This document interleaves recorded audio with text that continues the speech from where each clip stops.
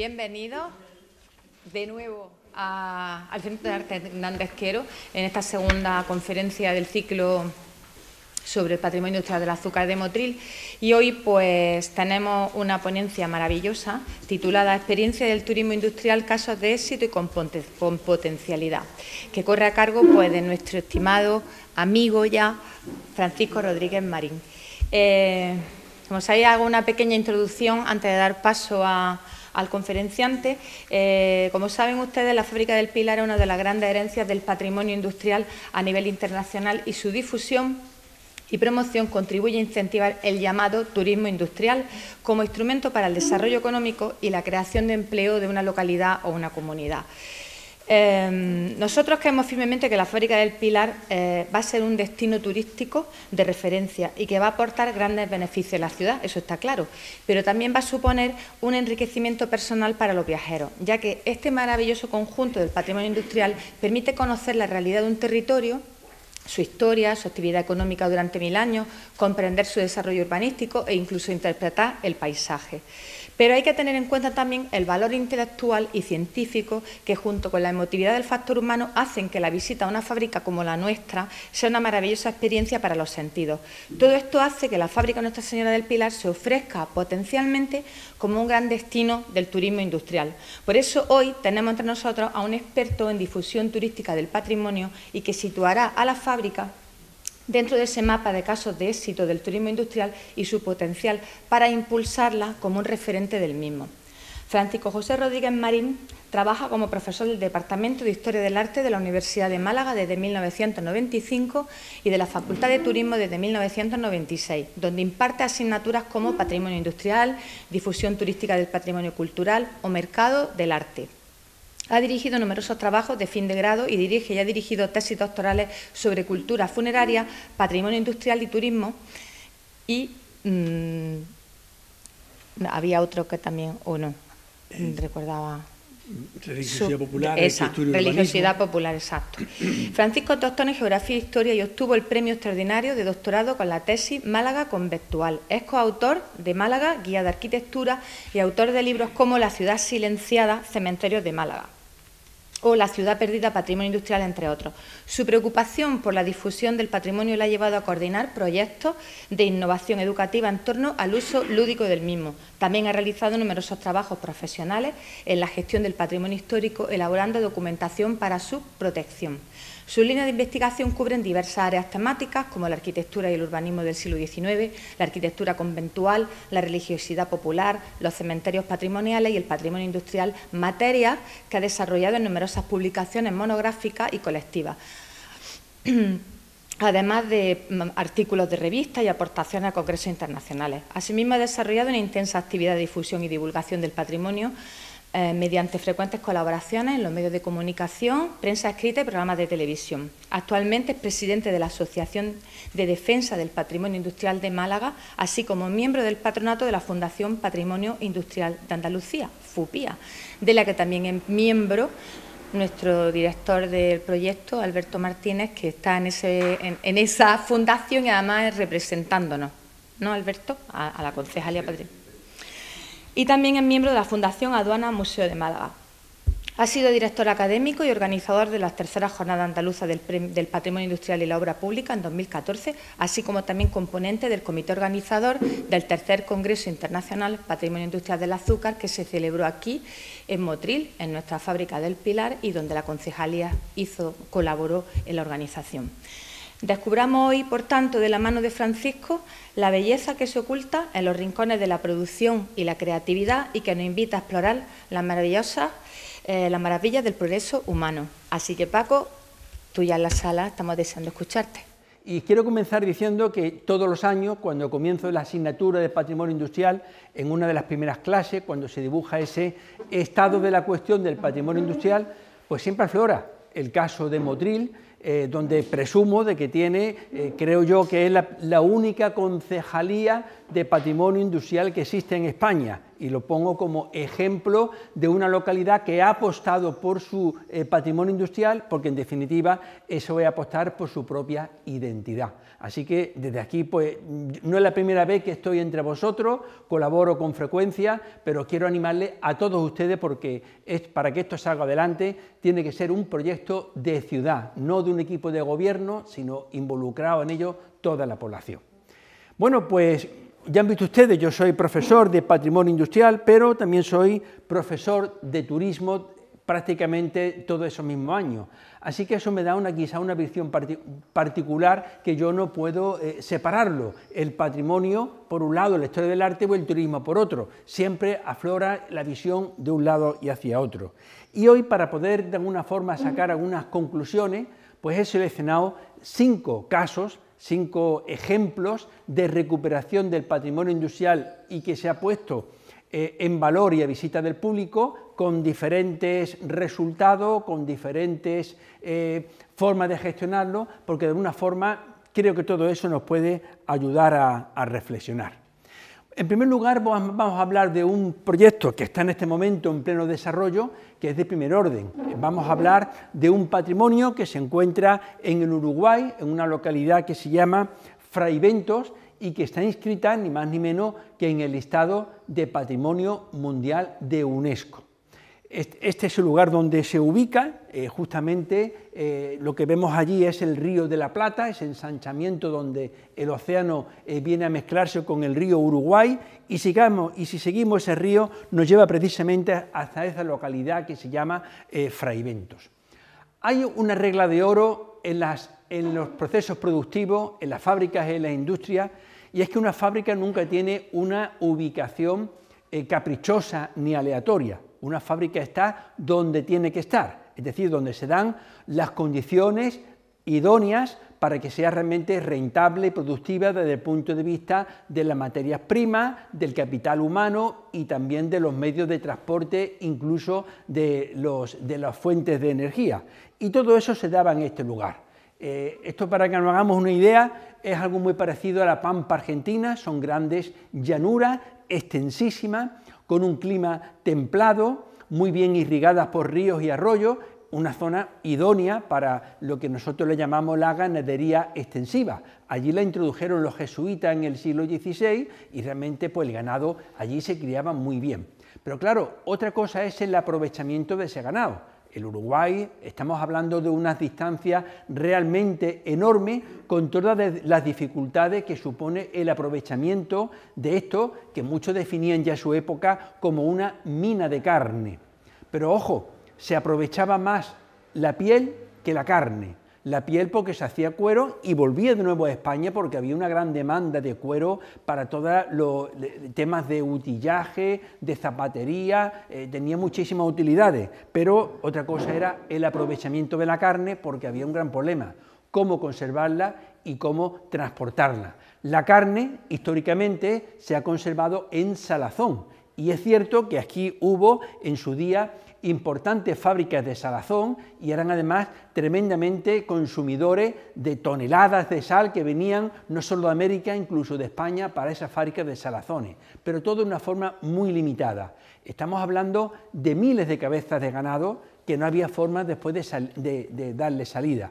Así que una forma tradicional es lo que le estoy mostrando en ese momento. Este producto, que se llamaba el charqui, pues no eran sino tiras, jirones de carne de vacuno que se ponían a secar al sol y al aire y luego el resultado pues no era precisamente exquisito, era ni por su aspecto, ni por el sabor, ni siquiera por el olor, era algo que fuese agradable consumirlo. Así que durante mucho tiempo fue la comida habitual de los esclavos que a su vez trabajaban en las grandes explotaciones azucareras de otros países y sobre todo de Estados Unidos. Es decir, una comida para esclavos, algo por tanto que no tenía un alto valor añadido. Bueno, todo esto fue cambiando gracias a la evolución de la tecnología, ¿no? En primer lugar, saben ustedes que las guerras son muy malas, pero también hay que reconocer que en periodos de guerra se han hecho grandes avances en la tecnología y en la medicina de beneficios para la sanidad. Este señor respondió a un concurso que convocó Napoleón Bonaparte cuando estaba enfrentado prácticamente al mundo entero en las guerras napoleónicas y tenía grandes problemas para el habituallamiento de sus tropas que estaban en Rusia y en media Europa.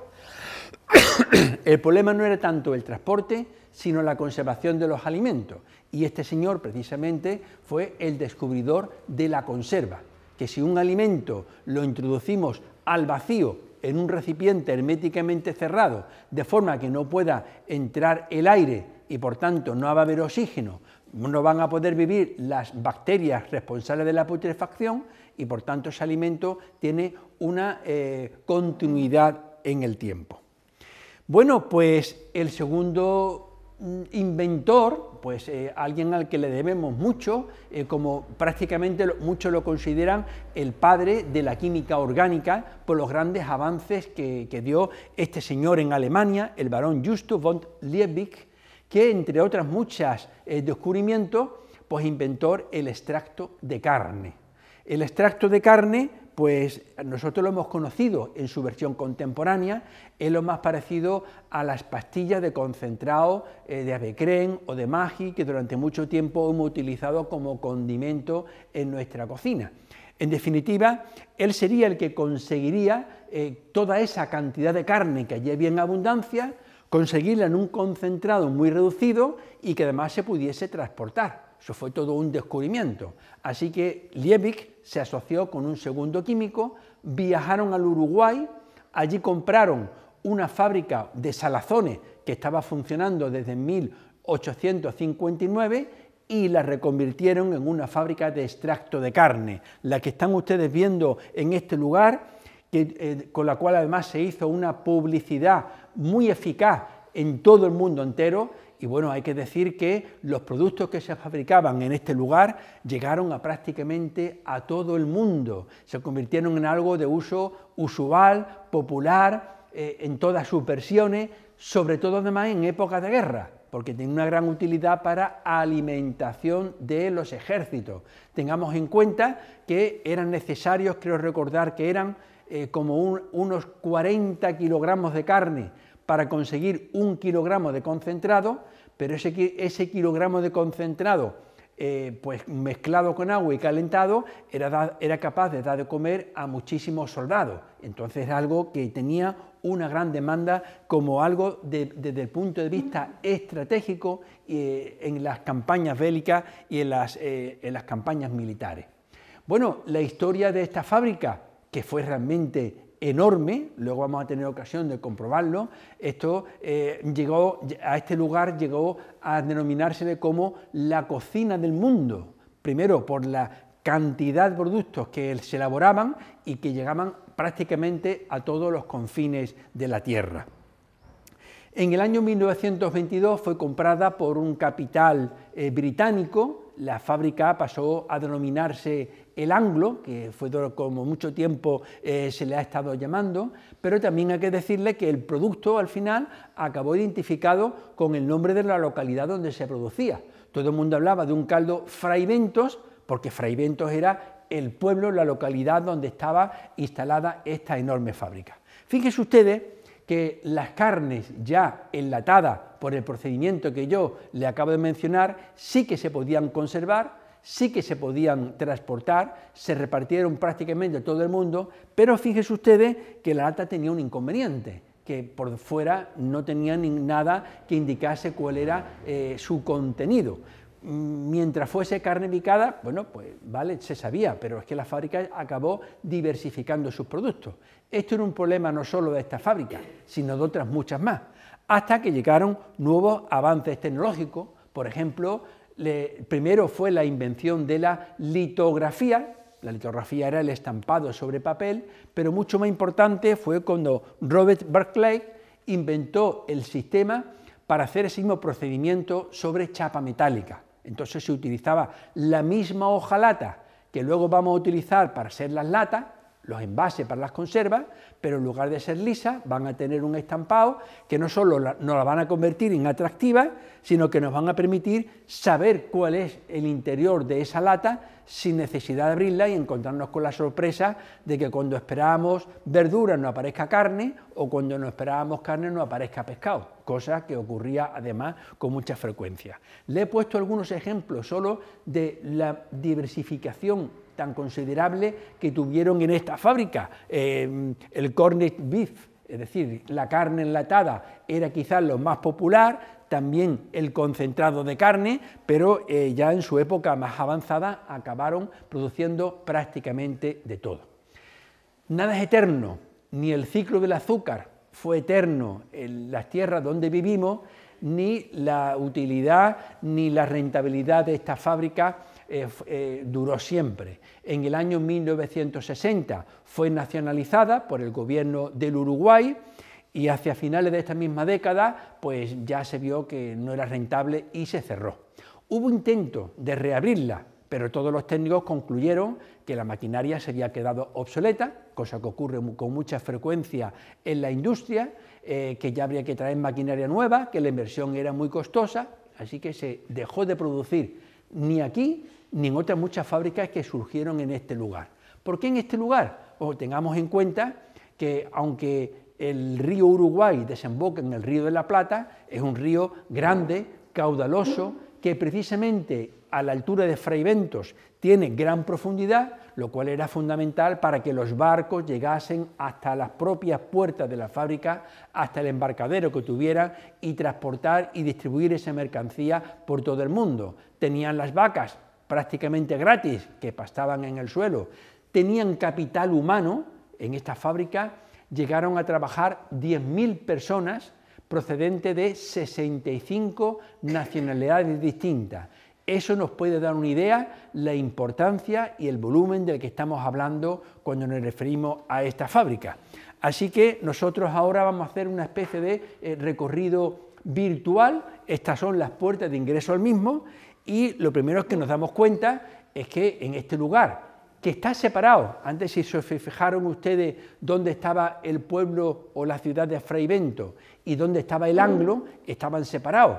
Este lugar tenía su propio barrio, el barrio del Anglo que le llamaban, donde trabajaban esos 10.000 trabajadores a los que nos estamos refiriendo, tenía su propio embarcadero, así que esto era un lugar realmente de dimensiones prácticamente descomunales. Las propias dependencias, las grandes naves, todos los productos que se fabricaban en la producción de energía eléctrica, tenía su propia fábrica de energía eléctrica. Estamos hablando prácticamente de una ciudad industrial. Así que este es el recorrido y estos son los edificios que nos podemos encontrar en este lugar y actualmente, pues ya descartado ese uso industrial, se han reconvertido al uso cultural y se han convertido en el Museo de la Revolución Industrial.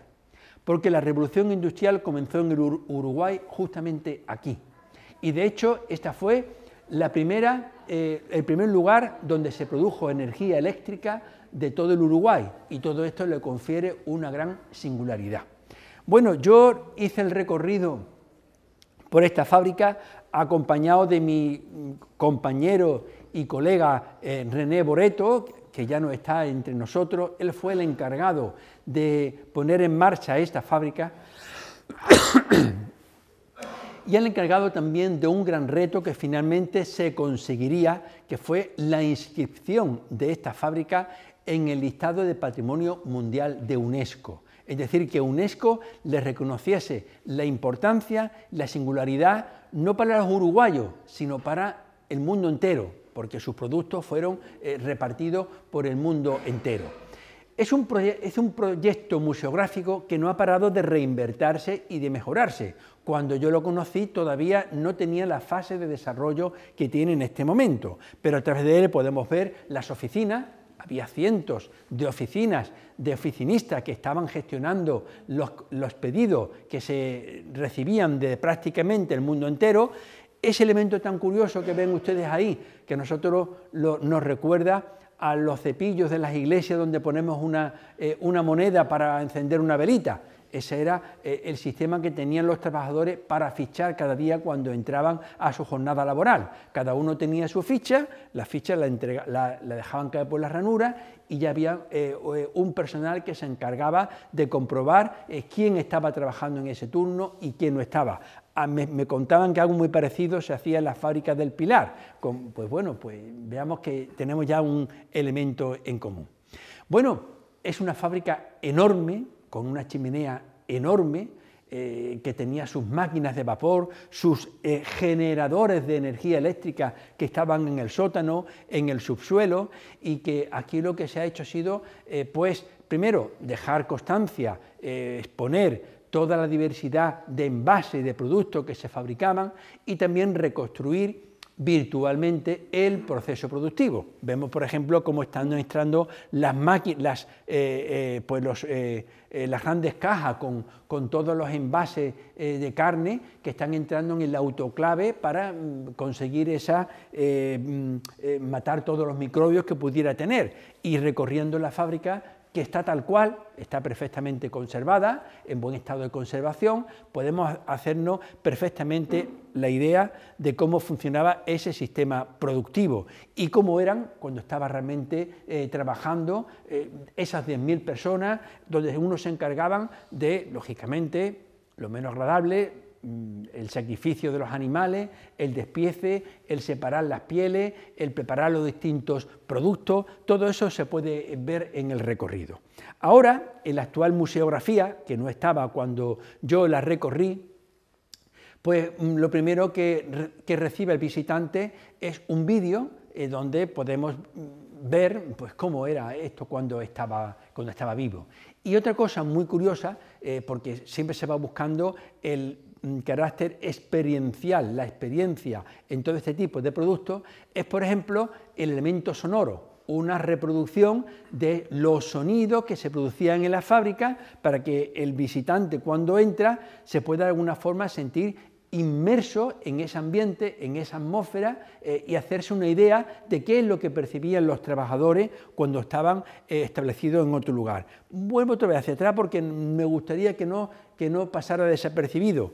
Cuando la compañía inglesa la compró y se la convirtió en el Anglo, ya había cambiado también la tecnología. Ya no contamos solo con las conservas, sino que llegó el frío. El frío, gracias al amoníaco, conseguía menos 22 grados centígrados, es decir, se podía conservar la carne durante mucho tiempo hasta que llegase el momento del procesado. Entonces, en los sótanos nos encontramos con grandes generadores, productores de energía eléctrica para poder alimentar los frigoríficos. Muchos le llamaban a esta fábrica el frigorífico, un nombre genérico con el cual se referían a estas grandes fábricas de carne. Y esto que les estoy mostrando en este momento, esto eran las planchas de corcho que se utilizaban de aislamiento para que esa energía, para que ese frío no se perdiera traspasándose al exterior. Eran unos bloques de corcho con un grosor bastante considerable para conseguir el necesario aislamiento. Y aquí tenemos, pues, una selección de todas las etiquetas y que nos recuerdan que lo que empezó siendo únicamente concentrado de carne, que fue lo que Liebig había inventado, luego se acabó convirtiendo también en conservas de todo tipo de productos, inclusive de charcutería, de verduras, prácticamente de todo, inclusive la producción de abono, porque claro, el último resquicio, el último producto de desecho que nos quedaba eran los huesos. Hablamos de toneladas de osamentas, claro, después de aprovechar la piel, la cornamenta, la carne, todo para hacer productos diferentes, nos quedaba lo último que no se aprovechaba, que eran los huesos. Bueno, los huesos tratados con ácido sulfúrico sirven para producir fosfatos orgánicos que se pueden utilizar como fertilizante en la agricultura.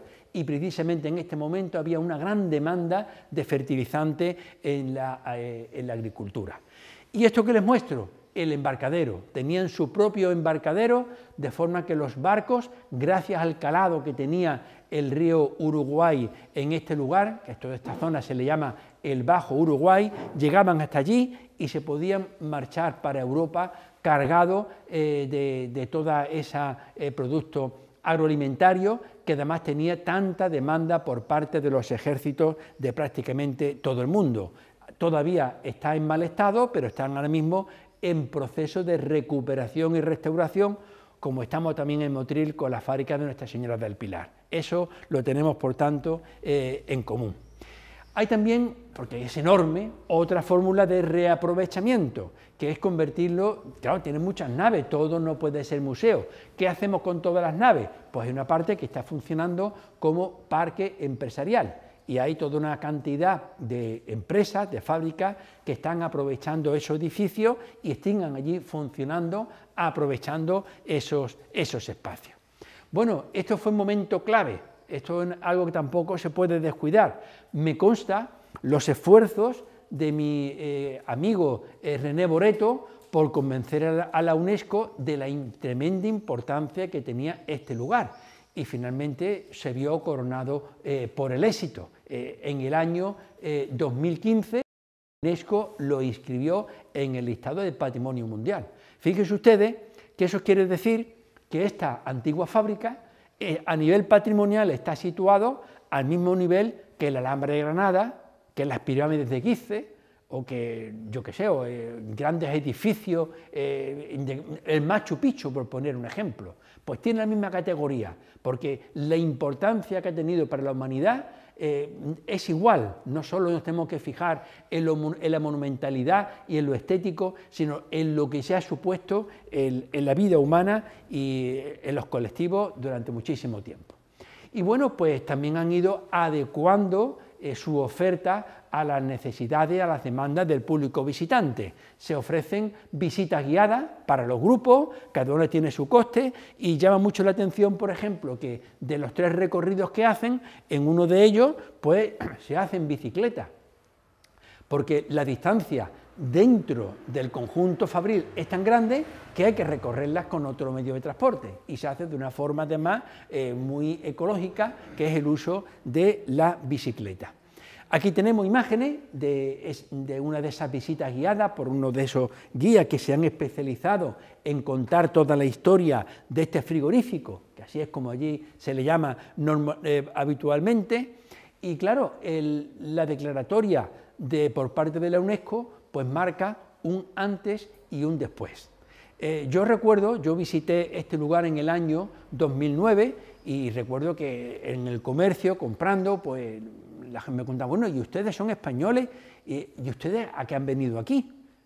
¿Ustedes por qué están aquí? Y yo, pues mira, hemos venido a visitar el frigorífico, el Anglo. Sí, ¿y han venido ustedes hasta aquí solo para eso? Tengan ustedes en cuenta que desde Montevideo hasta Fraivento el único transporte posible, o el más rápido, es por carretera, y el autobús demora pues 4 horas y 20 minutos para llegar hasta ese lugar. A mí no me importó, yo lo hice porque tenía mucho interés, pero los de Fraivento todavía no se lo terminaban de creer que aquello tuviese tanto interés, con lo cual cuando ven que un español no solo está en el Uruguay, sino que ha hecho más de 4 horas de autobús, que después fueron de vuelta solo para visitarlo, dijeron, oye, pues va a ser que esto era más interesante de lo que yo me creía. Este punto es importante, porque a menudo la población, con lo que es cotidiano, con lo que es cercano, tenemos el riesgo de pensar que no es valioso, que no es interesante, que son máquinas viejas, que son edificios viejos. Es decir, que esto es un esfuerzo que hay que caminarlo. Por un lado se está rescatando y por otro lado tenemos que conseguir el apoyo de esa población, ¿no? Bueno, pues vean ustedes, a partir de... son relativamente pocas, fíjense ustedes que recibir 5.645 visitantes en un año, eso es muy poco, y prácticamente del alrededor. Sin embargo, la declaratoria de UNESCO significa un incremento de un 33% en el año 2016 con respecto al año anterior. Esto se repite siempre. Los 2 meses de Antequera estaban olvidados y aburridos, y al año siguiente de su declaratoria por la UNESCO, pues multiplica su número de visitantes, y a Medina Zahara le ha ocurrido lo mismo. Entonces de eso tenemos que ser conscientes y aprender también, si no es un camino que tengamos que recorrer también en ese sentido. ¿Y el público qué opina? Bueno, pues el público, la opinión del público tenemos que rastrearla en las redes sociales, y una de ellas, luego acabaré mi charla con una reflexión al respecto, una de ellas es TripAdvisor. Esa además tiene un gran valor, porque son las opiniones reales y auténticas del público, no es una encuesta ni nadie que te pregunta, sino que tú vas y luego en ese momento o después en el hotel coges tu móvil y coges y valoras. Bueno, Fray Bento aparece puntuado con 4,5 sobre 5, no son muchas las opiniones, 223, esto sería, digamos, un patrimonio industrial emergente que está en vías de desarrollo, pero si nos fijamos, por ejemplo, a ver qué dice la gente, veamos, por ejemplo, el segundo de los usuarios. Nos dice, visita a la cocina del mundo. Está hecha la anotación en el mes de noviembre del año 2022. Excelente información en turismo en la entrada al ángulo. Reseña histórica muy enriquecedora, comenzando con un corto vídeo de las personas que trabajaron y vivieron allí. Pantallas táctiles, muy fácil de usar, contando la historia año a año. La visita guiada muy buena y destacar la guía de la parte de las viejas oficinas, imperdible. La sala de máquinas está ambientada con los ruidos reales atenuados y a medida que nos acercamos a las enormes máquinas se van encendiendo luces en el interior para poder apreciarlas. Todo esto es en un entorno hermoso y muy buen cuidado. Esto lo ha puesto un señor libremente, simplemente porque ha querido, y probablemente no lo sepan los gestores de este patrimonio, porque aquí son relativamente pocas, 200 y pico reseñas, pero hay museos de Málaga que tienen miles. Esto si no es por aplicaciones informáticas específicas, es un caudal informativo que es de un gran valor para los gestores de ese patrimonio y que normalmente no saben cómo utilizarlo y cómo aprovecharlo. Bien, vamos a hablar ahora de otro enclave industrial también, que se encuentra en el Reino Unido, la cuna de la Revolución Industrial. La Revolución Industrial comenzó en Inglaterra y luego pasó a Europa y luego a otros países del mundo, y también nos interesa por lo que tiene de recuperación. Fíjense ustedes, este es el lugar donde se encuentra New Lanark, que es de lo que yo voy a hablarles ahora. No tiene cerca ninguna población grande ni importante, es un factor a tener siempre en cuenta en cuanto a los recursos culturales en general, que son, primero, la accesibilidad y segundo, la visibilidad. Es necesario que sea accesible o que esté cerca de una gran ciudad con actividad turística o que esté bien comunicada por medio de transporte y además que se haga presente en la ciudad, ¿no? Cuando eso no ocurre, pues tiene que tener un alto valor, un alto interés para que los visitantes se desplacen. Eso ocurre, por ejemplo, en París y con Versalles. Hay que coger un tren de cercanía, pero es que el que va a París no se quiere ir de París sin ver Versalles. Si en lugar de ser Versalles fuese un museíto más de los muchos que tiene París, no se desplazarían a visitarlo. Bueno, pues desde Glasgow hay unos 45 minutos de conducción en coche y desde Edimburgo unos 70 minutos, es decir, más de una hora. Quiero decir además que la única autovía que existe en Escocia es precisamente la que une Glasgow con Edimburgo. Todo lo demás son carreteras de un solo carril y a veces incluso más angostas. Es decir, hay que llegar a este lugar, es profeso y hay que estar previamente informado de que existe y de que es interesante. Luego les contaré la anécdota de cómo llegué yo hasta este lugar. ¿Por qué he elegido este lugar? ¿Qué tiene de particular esta fábrica con respecto a las miles de fábricas que existen en el resto del mundo? Pues también la singularidad. Lo que aquí ocurrió, no ocurrió en otro lugar. La fábrica fue puesta en marcha por el suegro de este señor, Robert Dale, ya veremos con qué forma, pero sobre todo alcanzó esa singularidad con su segundo propietario, Robert Owen. De un lugar en corriente de pensamiento que se llama el owenismo, que si nos vamos a estudiar las utopías sociales y políticas del siglo XIX, esta aparece como la primera. Robert Owen se empeñó en verificar que era posible conseguir rentabilidad en una fábrica sin explotar a los obreros.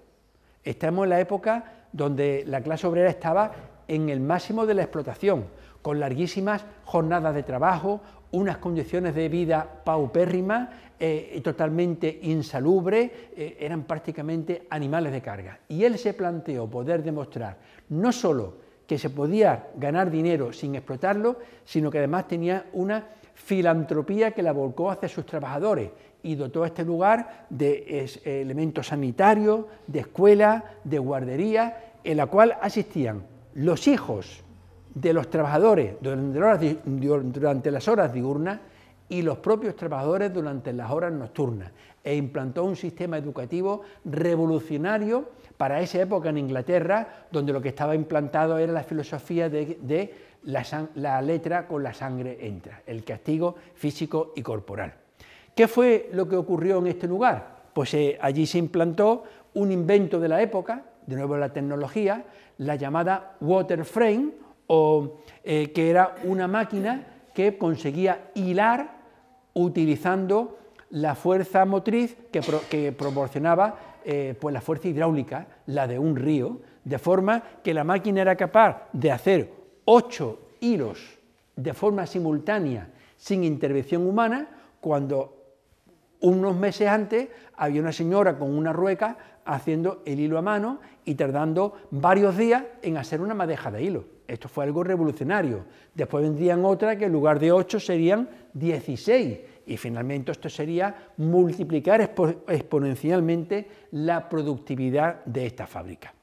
Aquí tenemos Nieuw-Lanaar. Se llama así porque el pueblo más cercano se llama Lanark, y aquí surge un pueblo nuevo, porque la fábrica no puede estar en el pueblo, tiene que estar allí donde está. En este caso lo más preciado era la fuerza motriz proporcionada por el río que pasaba justamente al lado y que tenía unos saltos y que va a ser lo que pone en pone en movimiento toda la fábrica. Vean ustedes que es todo un pueblo, algunos estaban destinados a la actividad productiva, otros eran donde vivían los propios trabajadores, donde vivía el propio Robert Owen, el edificio de la escuela, el edificio del economato, donde podían comprar los productos alimenticios más baratos inclusive que en el propio pueblo. Bueno, tengo que decirle que Nieuw-Lanaar se hizo famoso en el mundo, porque además era pues un maestro del marketing. Así que en los profesores de dibujo que contrató para la escuela, los ponía también a hacer grabados de la fábrica de Nieuw-Lanaar, y cada vez que empaquetaba una bala de algodón producido aquí o tela de algodón, le colocaba una lámina, con lo cual la publicidad de la fábrica llegó a los últimos confines de la tierra. Como una anécdota les voy a contar, por ejemplo, que el que después sería el zar Nicolás II de Rusia estuvo aquí visitando, llamado por la curiosidad de qué era eso de Nieuw-Lanaar, y desde el Japón llegaron también a visitarlo. Esto fue algo conocido en el mundo entero. Y además muy ingenioso. Fíjense ustedes que una gran rueda hidráulica movida por el agua proporcionada por el propio río, pues ponía en funcionamiento toda un edificio con todas las maquinarias alrededor. Bueno, llegó la falta de rentabilidad, el cierre de la fábrica. Cuando esto ya no funciona, la gente se marcha, y en el año 1983 este lugar tenía el aspecto que están ustedes viendo. Estaba en ruina. Cuando yo estudié la carrera de Historia del Arte, en la década de los años 80, hablamos de Robert Owen como una de las utopías del siglo XIX, como algo que pertenecía al pasado, algo desaparecido, porque esto estaba en ruina. Pero se creó una fundación con participación del ayuntamiento, de ministerios, de varias instituciones, se pusieron con escuelas taller a restaurarlo, recuperaron todos los edificios que afortunadamente tenían unos muros muy sólidos, y bueno, después llegó el reconocimiento de UNESCO como Patrimonio Mundial. ¿En qué consiste la oferta cultural que ofrece Nieuw-Lanaar? Pues muy diversa.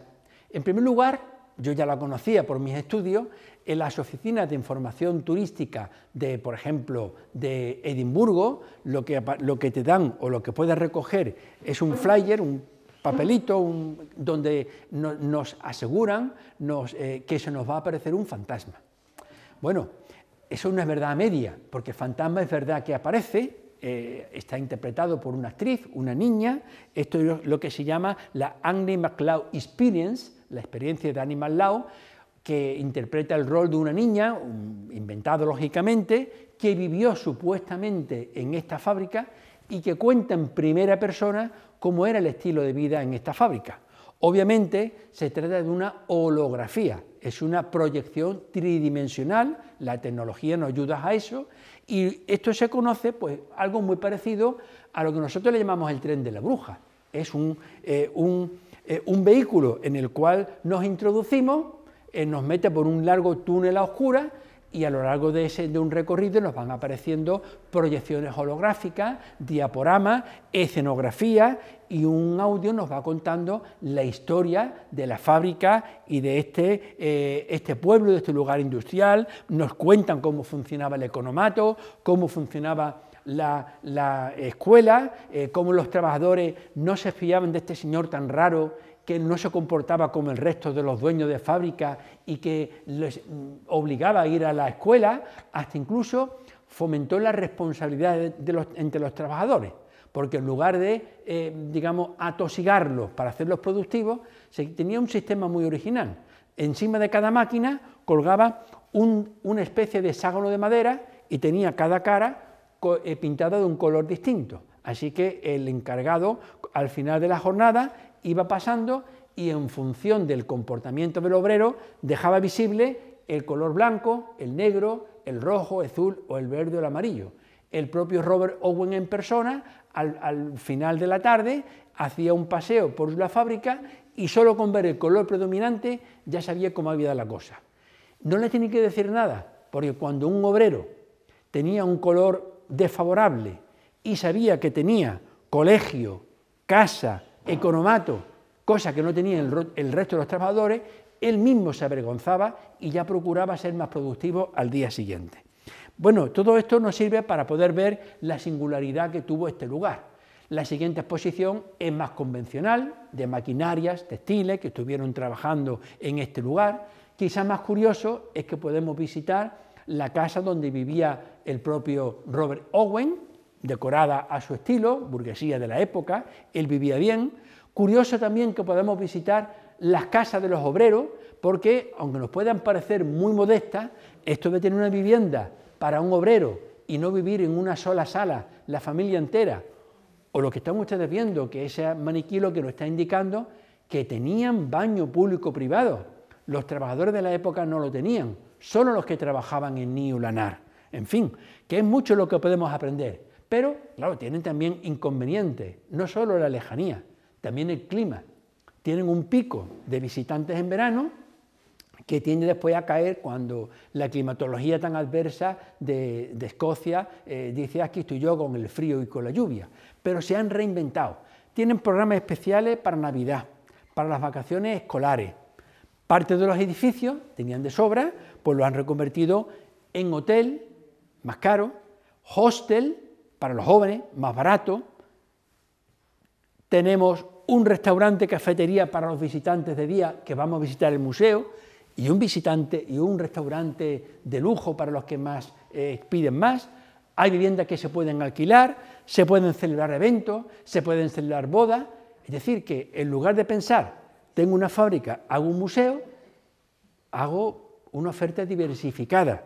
Y bueno, pues afortunadamente las cosas no le van muy mal, porque 400.000 visitantes al año quiere decir que hemos reactivado la economía de ese pequeño pueblito que se llama Lanark.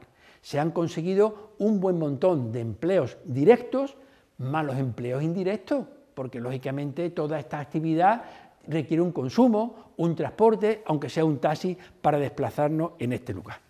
Bueno, pues vamos ahora en España. Esta es la joya de la corona, es el ejemplo más exitoso de turismo industrial que tenemos en España, que es el del Parque Minero de Río Tinto. Bueno, pues esto es una zona que tiene también una larguísima tradición histórica. Las minas de Río Tinto, en la zona del Andévalo onubense, es muy rica en minerales y en metales, se ha explotado desde la antigüedad. Los romanos hacían ya las esculturas, los pedestales en óxido de hierro, gosan, que es como se le llama en este lugar a las piritas, que son óxido de hierro, y explotaban las minas de una forma muy rudimentaria, lógicamente con mano de obra esclava, un utillaje muy rudimentario y sistemas muy ingeniosos como los de crear fogata en el interior de las galerías para calentar la piedra. Luego la enfriaban bruscamente con agua y vinagre, la piedra se contraía, se fracturaba y en esas grietas donde después ya metían las herramientas para poder arrancar el mineral, tanto de hierro como el más preciado, el cobre, que es el que son ricas las minas de Río Tinto. El gran problema que le suponía el encharcamiento, es decir, una galería, nos vamos por la tarde porque hemos dado de mano y cuando llegamos al día siguiente ya no podemos entrar porque se ha inundado, porque se van rompiendo las capas freáticas. El gran reto de la minería históricamente ha sido cómo evacuar ese agua y utilizaban pues ruedas como esta, accionadas por sangre, es decir, con mano de obra esclava, que tenían que funcionar día y noche. Imagínense ustedes la calidad de vida de aquellos esclavos, pero combinando varios de esos sistemas conseguían la evacuación de ese agua. Afortunadamente, en el siglo XIX les apareció abandonada y olvidada en una galería una rueda hidráulica romana casi íntegra, un milagro, porque estando hecha de madera lo más normal es que se hubiese desaparecido, pues estaba en una zona seca y se pudo recuperar y restaurar. Esa rueda ahora restaurada está en el Museo Arqueológico de Huelva, aunque en Minas de Río Tinto tienen una réplica. Bueno, fue clave el año 1873, cuando el gobierno español le dio una concesión a una compañía británica, la Rio Tinto Company, y cambió también el sistema de explotación, ya mucho más racional, mucho más capitalista. Utilizaban el sistema de las teleras, que eran que el problema del sulfuro de cobre, el metal, es que es un material insoluble. Entonces, mientras esté el azufre de por medio, no se puede aprovechar el metal. ¿Qué es lo que hacían? Pues hacían unas grandes montañas, como las carboneras, donde alternaban capas de ramas y capas de mineral. Los mantenían con un pequeño fuego ardiendo durante varios meses lentamente, el azufre pasaba a estado gaseoso y lo que se podía extraer el cobre. Claro, el problema era el deterioro medioambiental. Primero, por consumo de madera y segundo, porque los gases sulfurosos eran muy tóxicos y acababa prácticamente con la vegetación y con la vida natural. ¿Qué cosa hizo la Rio Tinto Company? Un ferrocarril minero que puso en contacto Minas de Río Tinto con Huelva capital, donde los trenes llegaban al embarcadero, donde el mineral se llevaba directamente a las bodegas de los barcos que no tenían calado suficiente para poder aproximarse a la línea de costa, 73 kilómetros de vías férreas lineales, más todos los que había después en la zona para comunicar las zonas mineras. Un embarcadero, por cierto, que ha sido restaurado y recuperado por el Ayuntamiento de Huelva y que ahora es un paseo público más de la ciudad, y luego la puesta en explotación de este patrimonio cultural tan rico que le ha llegado. Yo he visitado las minas de Río Tinto, creo que han sido en 4 ocasiones, y he tenido ocasión de ver cómo han ido evolucionando y cambiando. Siempre me gusta preguntar, para enterarme cómo funcionan. Al principio funcionaban simplemente como una cooperativa, de forma que el señor que no atendía me decía: es que a mí me toca vender entradas por la mañana, ser guía por la tarde y fregar y limpiar durante la noche. Esto no da más de sí. Al principio solo estaba el Museo Minero, luego se fueron sumando otros servicios y eso ha implicado también la llegada del éxito. De los pocos visitantes que tenían en su momento, vemos, por ejemplo, en el año 2019 tuvieron 96.000 visitantes, casi 100.000, luego un bajón lógico, que fue la época del COVID, y vean ustedes que en el año 2022 ya se había recuperado esos 96.000 visitantes, que seguramente ya van a ser más. ¿Qué podemos ver en Minas de Río Tinto? Pues muchas cosas, porque forman parte de lo que se llama un ecomuseo, un museo territorial, un museo expandido en el territorio, donde los elementos de interés están dispersos, separados entre sí, pero todos con una unidad temática. Aquí no se trata de unir una iglesia románica con una necrópolis gótica y una fábrica. Todo estaba relacionado con la minería. Por ejemplo, el barrio de Bellavista, donde vivía el personal staff de la compañía y donde, por cierto, se jugaron los primeros partidos de fútbol de España.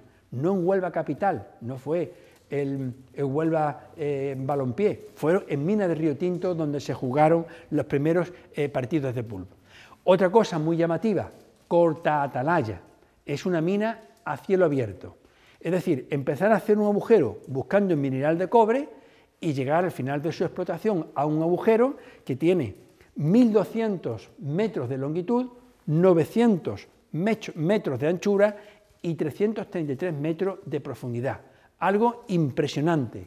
Los pilotos de la base aérea de Rota es el único elemento que pueden identificar cuando van con los aviones supersónicos. Eso nos puede hacer una idea lo espectacular que tiene. Bueno, este lugar, Corta Atalaya, un espectáculo contemplarlo, dejaron de visitarse porque el propietario de los terrenos no permitía el acceso, se puso muy de moda a raíz de la película El corazón de la tierra. Afortunadamente lo han incorporado y ahora mismo se puede visitar también. Es una de las grandes joyas, es contemplar precisamente ese gran agujero hecho por la mano del hombre. En el hospital minero, que era de la compañía, es donde se ha instalado el museo, que es donde se comienza la visita, con una proyección, con distintos materiales expositivos, material ferroviario, la recreación de una mina romana, que es una réplica, no es la de verdad, la visita a Peña del Hierro, que es minería de interior. Hay una galería al final de la cual nos encontramos con este anfiteatro y el llamativo nacimiento del río Tinto, cuyo nombre se debe obviamente al color de sus aguas rojizas, porque aparecen con grande cantidad de óxido de hierro en disolución, y finalmente la recuperación de un ferrocarril minero, donde se hace un recorrido de unos 20 y tantos kilómetros, una vez al mes es con máquina de vapor, que es lo más atractivo, el resto del tiempo con una máquina diésel, pero en definitiva nos permite también algo muy importante, no tener la concepción del museo industrial como algo encerrado entre cuatro paredes, sino algo que está inmerso dentro del territorio y que podemos verlo y sorprendernos con esa belleza gracias precisamente a la existencia de este ferrocarril minero. Y siguen sumando apoyo, por ejemplo, las donaciones. La propia compañía Río Tinto, que sigue existiendo con sede en Londres, aunque ya no opera en España, acaba de donar una cantidad de diapositivas de la época que son únicas. Y el archivo histórico recibe la donación de un actor conocido por todos, que es Juan Luis Galiardo, que estuvo trabajando un mes en la mina y tenía material de revistas publicado en la época, lo ha donado al archivo. Muy importante la colaboración de la población. Aquí vemos las alianzas estratégicas que han firmado un convenio con las minas de Macael, las de mármol en Almería. Ya hablaremos también más adelante de la importancia de esas alianzas estratégicas. La renovación, han comprado un vehículo sui generis solo para poder llevar a los visitantes a Corta Atalaya y poder moverse por soltura entre esas minas. Hablando de estrategia, vamos a ver la gran experiencia que ha tenido lugar en Cataluña, porque ellos también comenzaron con algo muy modesto, la que fue considerado en su día como la fábrica más bella de toda Europa. En la fábrica del vapor Aymerich, Amat y Llobet, que es como se llamaba, es una fábrica construida por un arquitecto, Luis Muncunil, discípulo de Gaudí, que comenzó a funcionar en el año 1909 y cuya seña de identidad es el uso de lo que se llama la bóveda tabicada catalana. Algo sorprendente verla y mucho más sorprendente ver cómo se fabricaba, cómo se podía mantener en pie sin cimbra, es decir, sin ningún apoyo intermedio, utilizando cemento de fraguado rápido. Los operarios rápidamente iban poniendo hasta 3 hiladas de ladrillo del través y conseguían unas bóvedas que eran ligeras, pero a su vez eran bastante sólidas. Imágenes del proceso constructivo de la fábrica, y luego consiguieron pues un espacio amplio, diáfano, muy bien iluminado, porque las bóvedas no son horizontales, sino que están levantadas para conseguir lo que se llama una cubierta en shed o diente de sierra, para que la luz natural pueda penetrar y hacer un ahorro de energía eléctrica. Un espacio amplio para que las selfactinas, las grandes máquinas textiles, puedan funcionar y trabajar con comodidad. Bueno, los productos que se fabricaban en la fábrica del Aymeries Amat y Joubert se hicieron tremendamente populares y famosos como algo muy elegante y apreciado. Curiosísimo el sistema de bóveda, que con mucha inteligencia, ahora que se ha convertido el edificio en la sede del Museo de la Ciencia y la Técnica y Arqueología Industrial de Cataluña, con sede en Terrassa, pues parte de la visita consiste en ver las bóvedas, no solo entrar al edificio para ver el proyecto museográfico, sino subir a una terraza donde podemos ver ese enorme espectáculo que es ver el sistema de bóveda al que yo he hecho alusión. El resto del sistema entra dentro de un museo de tecnología y de industria, pero muy didáctico. Podemos visitar las carboneras. La máquina de vapor no es la original. Aquí entraron los chatarreros, como ocurrió aquí también en tantas azucareras. La han buscado, pero es igual a la que había entonces y funciona. Funciona con trampa, funciona con energía eléctrica, pero la persona que llega le dan un botón y ve el volante girando y la ve funcionando y se hace perfectamente cuenta cómo una máquina de vapor unida a una gran correa de cuero que se introducía por esa ventana a la sala de máquinas ponía en funcionamiento la fábrica entera. 11.000 metros cuadrados con cientos de selfactinas funcionando con una sola máquina. Y eso lo puede ver el visitante gracias a que se ha dotado de un motor eléctrico. Otra singularidad, se puede visitar la chimenea. Sabemos que las chimeneas son símbolos de la industria, pero ¿cuánto hemos estado dentro de una chimenea? Pues esta forma parte del proyecto museográfico, más una serie de elementos que nos hablan de la evolución de la industria, pero muy didáctico. Vean ustedes, esto que les estoy mostrando, esto es lo que se llama una rueda vitruviana, una maqueta, y esto una rueda hidráulica vertical. Las dos funcionan con agua, pero vean ustedes que con este pedal, pisándolo, sale un chorrito de agua que las pone en movimiento. El chorro de agua es igual en una que en otra, pero sin embargo en esta gira más rápido que la otra. Es decir, la misma cantidad de agua tiene una mayor eficiencia energética. ¿Por qué? Por la fuerza de la gravedad que se une a la fuerza que tiene el agua. Es una forma sencilla de poder aprender física visitando un museo de industria. Por supuesto, no podemos olvidarnos algo muy importante en el patrimonio industrial. La finalidad del patrimonio industrial es aprender cómo vivían los trabajadores y la sociedad que la generaron, en toda su diversidad. Los niños, que en esta época trabajaban todavía en la fábrica, había trabajo infantil, y los propietarios de la fábrica, que vivían de otra manera y que tenían su oficina, tal como nosotros la estamos viendo allí. Y no podemos renunciar a nada del marketing. No sé si ustedes ya se han dado cuenta qué es esto. Esto es una corbata, y lo que reproduce está inspirado en lo más singular, que es las cubiertas, las bóvedas tabicadas del Museo de la Ciencia y la Técnica de Cataluña, porque aunque está en Terrassa, no es el Museo de Terrassa, es el Museo de Patrimonio Industrial de toda Cataluña, y uno de los mayores aciertos ha sido la creación de la Red de Museos Industriales de Cataluña. Fíjense, ya hay muchos más de las que yo les señalo aquí. Estos museos tienen propiedades diferentes. Hay algunos que pertenecen a empresas, otros pertenecen a ayuntamientos, otros pertenecen a particulares, pero todos ellos tienen una serie de elementos en común. Un mismo diseño, los tickets iguales, los cuadernos didácticos iguales. Y cuando hay que ir a hacer una promoción a una fábrica de turismo, no va el Museo de la Ciencia y la Técnica de Terrassa por un lado y el Museo de la Piel de Igualada por otro. No, hay un único stand y se está vendiendo el patrimonio industrial de forma conjunta.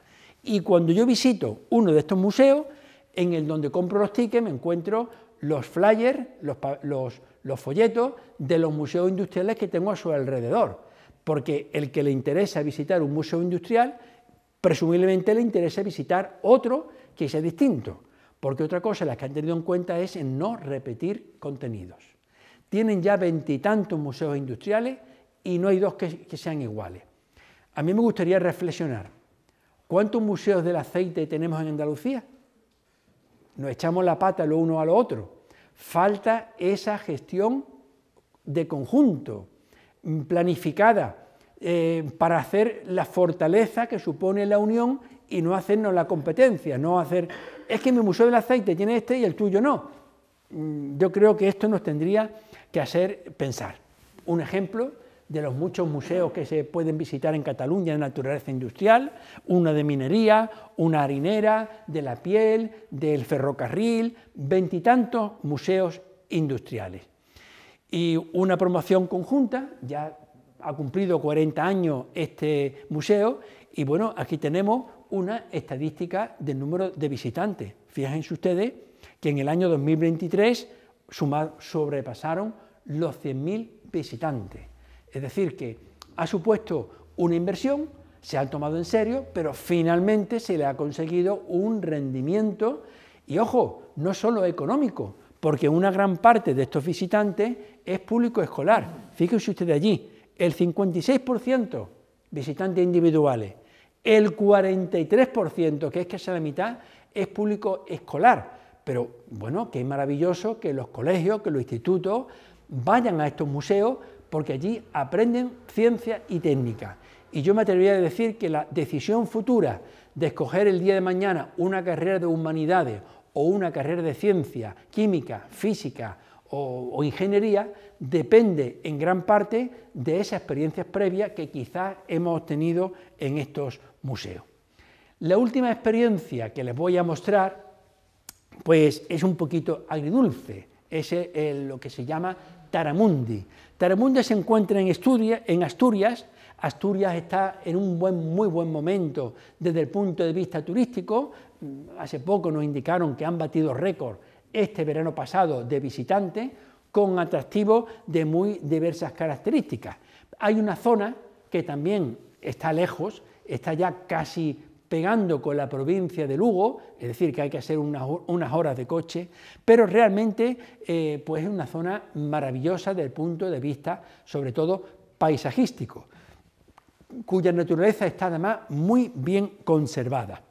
Tiene además una singularidad, y es que el turismo rural, lo que nosotros le llamamos ahora turismo rural, nació aquí. En la década de los años 80, el Hotel Real Rectoral abrió en el año 1984 y fue el primer hotel rural que hubo en España. Fíjese usted ahora cómo ha proliferado visitar el campo y el medio rural en el momento de tiempo libre. Bueno, veo que hay una serie de señalética de color rosa que nos está indicando que en este lugar también hay contenidos culturales. Y efectivamente, esto es como un viaje en el tiempo. Nos encontramos con pequeños núcleos, con pequeñas aldeas, donde hay agua abundante, donde desde antaño se ha utilizado ese agua para poner en funcionamiento molinos harineros, ferrerías que todavía funcionaban con agua y que milagrosamente han llegado hasta nuestros días. Son pueblos que parecen que están al margen del mundo, donde si llegamos allí y nos callamos, oímos solo a la naturaleza. Dan ganas de quedarse allí solo para poder imbuirnos de esa naturaleza. Pero lo curioso es que también tienen esa abundancia de agua y que conservan pues, una serie de recursos, por ejemplo, una industria de cuchillería artesanal.